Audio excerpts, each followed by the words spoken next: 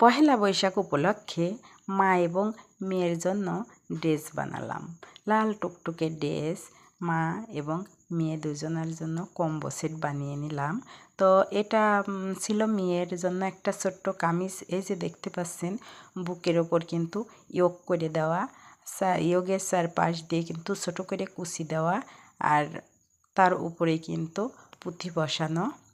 আর নিচের পজিশনটাই কাপড়ের যে পার্টটা ছিল সেটা বসিয়ে দিয়েছি, আর সালোয়ারটা দিয়েছি আফগানি সালোয়ার, আর মায়েরটা একটা কামিজ, তার সঙ্গে একটা প্যান্ট পায়জামা ছিল।